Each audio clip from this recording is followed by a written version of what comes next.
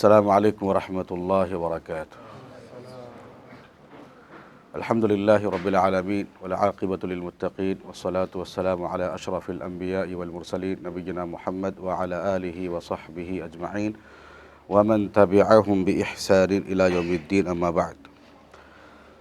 قال اللہ سبحانہ وتعالی فی کلام المجید: اعوذ باللہ السمیع العلیم من الشیطان الرجیم، وَلَقَدْ أُوحِيَ إِلَيْكَ وَإِلَى الَّذِينَ مِن قَبْلِكَ لَئِنْ أَشْرَكْتَ لَيَحْبَطَنَّ عَمَلُكَ وَلَتَكُونَنَّ مِنَ الْخَاسِرِينَ۔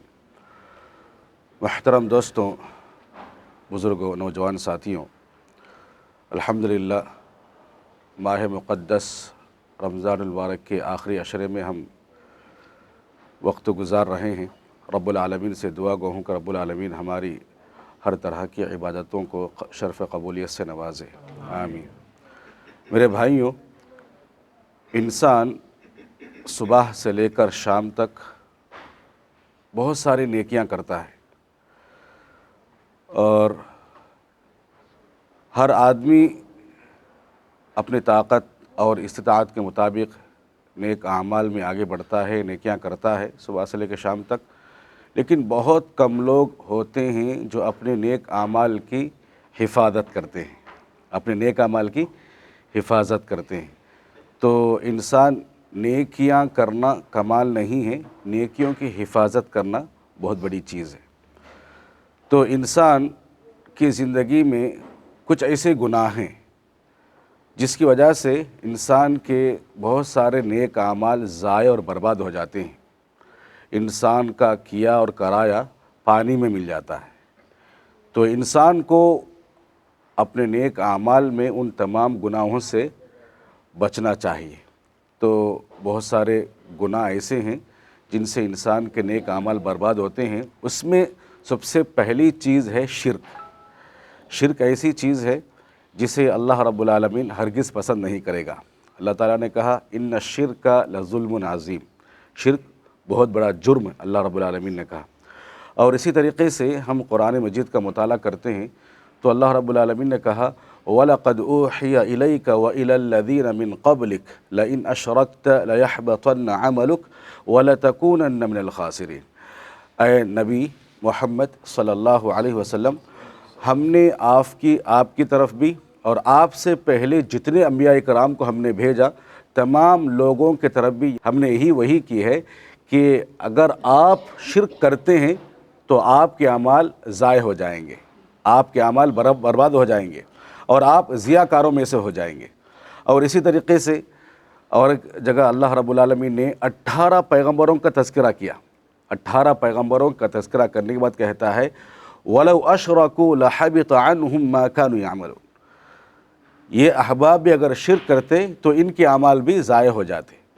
تو انسان کے گناہوں کو برباد کرنے میں جو سب سے بڑا جرم ہے، جو گناہ کبیرہ ہے، جسے اللہ تعالیٰ پسند نہیں کرتا، وہ شرک ہے۔ شرک سے ہم اپنے آپ کو بچائیں، اپنے بیوی بچوں کو اور اپنے خاندان قبیلے والوں کو اس گناہ سے بچانا چاہیے۔ دیکھیے، زمانے جاہلیت کی بات ہے، ابن جدعان نامی ایک ایسا شخص تھا، بڑا سخی آدمی تھا۔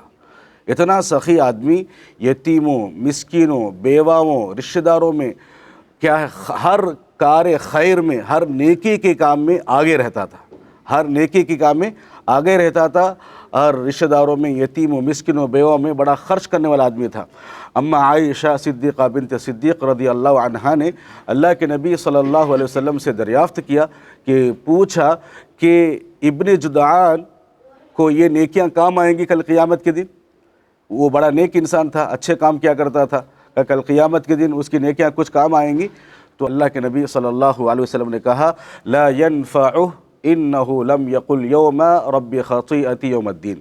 اس کو یہ نیکیاں کچھ کام نہیں آئیں گی، کوئی نفع دینے والی کام نہیں ہے، کوئی نفع نہیں دیں گی اس کی نیکیاں۔ کیوں؟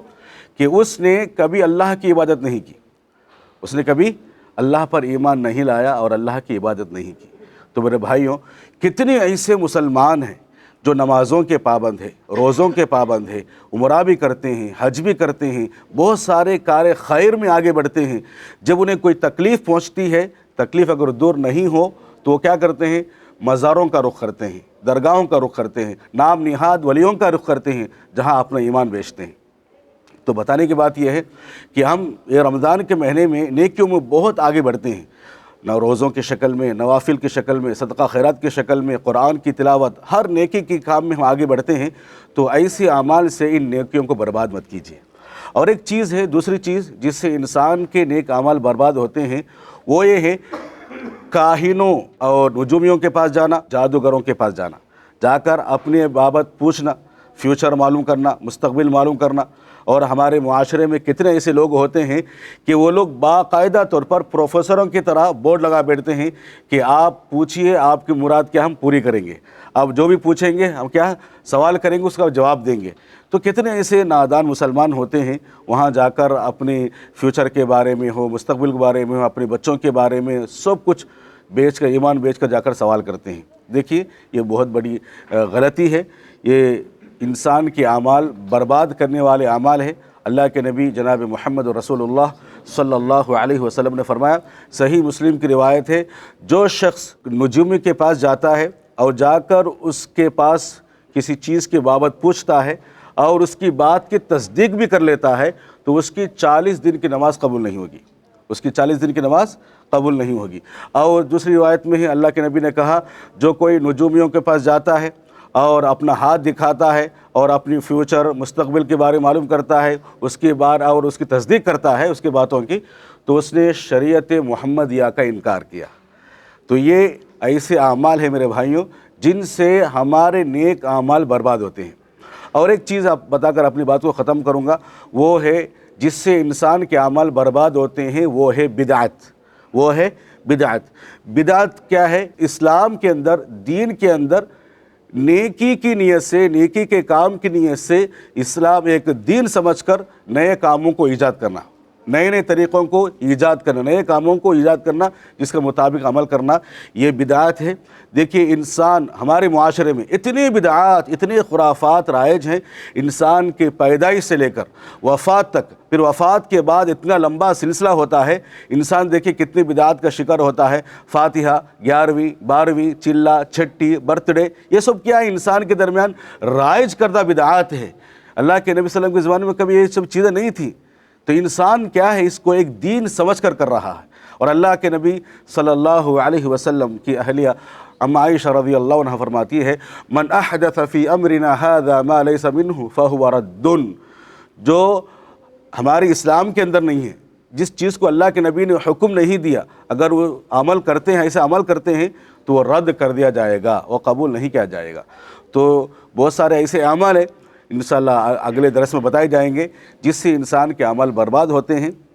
تو اپنے آپ کو شرک سے محفوظ رکھیے، نجومیوں، کاہنوں، جادوگروں کے پاس جانے سے روکیے، اور بدعات سے بھی اپنی زندگی کو دور رکھیے۔ اللہ رب العالمین سے دعا ہے کہ رب العالمین مجھے اور آپ کو کہی سنی باتوں پر عمل پیرا ہونے کی توفیق عطا فرمائے، آمین۔ السلام علیکم ورحمۃ اللہ وبرکاتہ۔